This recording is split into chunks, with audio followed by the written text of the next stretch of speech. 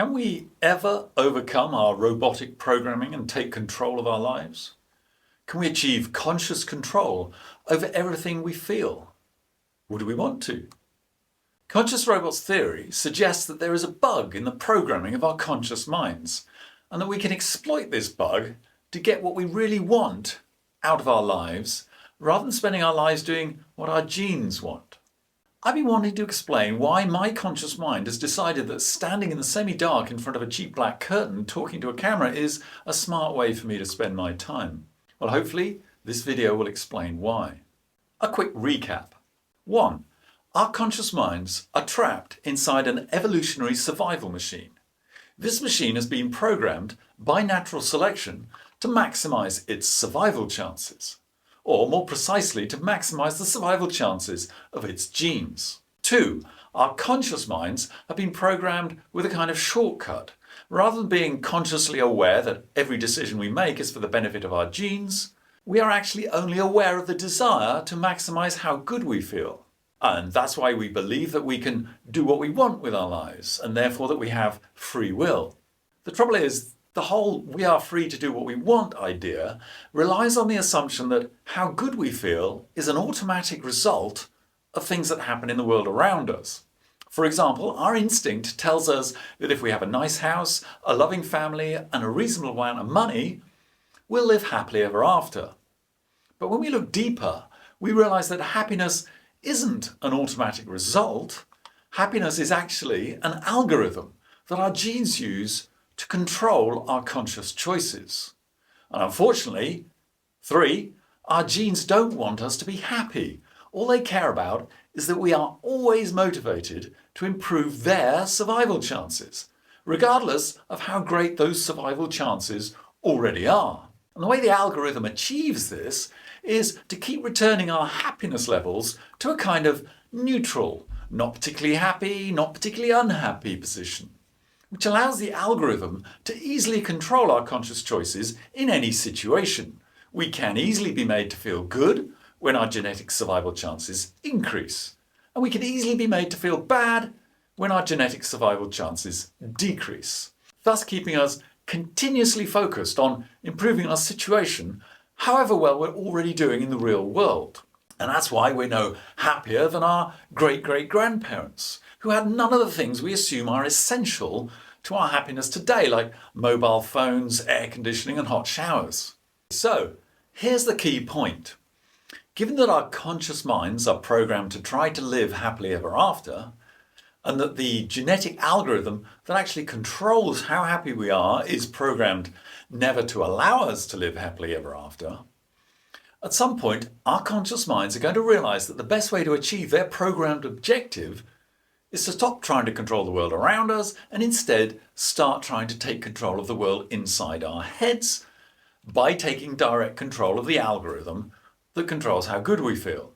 In other words, to exploit the bug in the programming of the conscious mind. Let's look at a real-world example of how this could already be happening. You might have heard that Elon Musk is trying to fly to Mars, which is an awfully long way for him to go to convince his own brain to make him feel good. Sure, when he finally gets there, he will indeed feel an enormous amount of happiness and achievement, but only for about a week.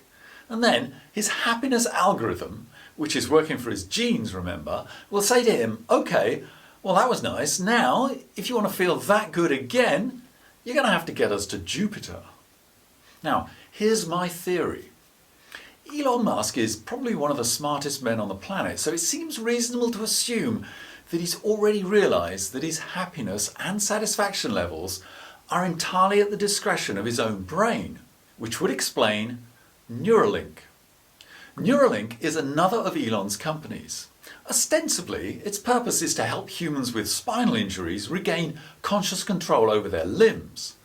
But I think that's just a feel-good smokescreen.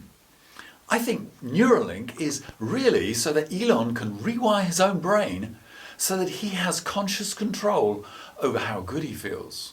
And SpaceX is just another way to raise enough money so that he can stay on his Neuralink happiness bed undisturbed by all his ex-wives and children for the rest of his life.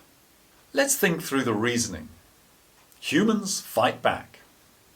We humans have been fighting back against our genetic slave owners for thousands of years, trying to get direct control over our feelings.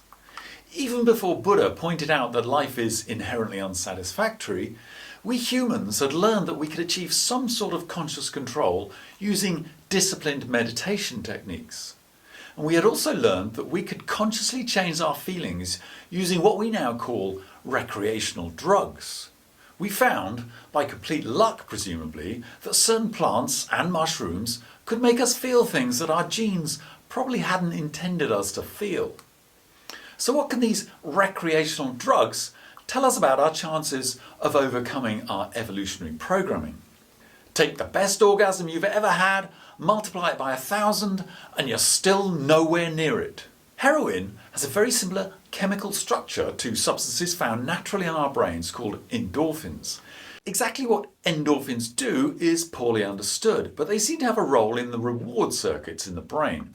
They are known to be released during exertion and stress, possibly as a mechanism to dull pain to allow us to maintain high levels of effort. If you're being chased by a pack of lions, there's no evolutionary advantage to being hampered by the pain of a stitch. Endorphins are also thought to be responsible for the feelings of euphoria, often referred to as runner's high, experienced during intense exercise. Most of our knowledge of the action of endorphins comes from their structural similarity to heroin and related molecules such as morphine. When heroin is injected into the bloodstream, the brain can't distinguish between the heroin molecules and the endorphin molecules, resulting in intense pleasure, euphoria, and elation. By injecting heroin, we appear to be exploiting the bug in the programming of the conscious mind. Unfortunately, evolution doesn't let us enjoy this new pleasure for long. Already present in the brain is a system for mopping up the naturally produced endorphins to make sure that our pleasure fades so that we can get back to working for the genes. This mechanism quickly absorbs the heroin molecules and the euphoria fades.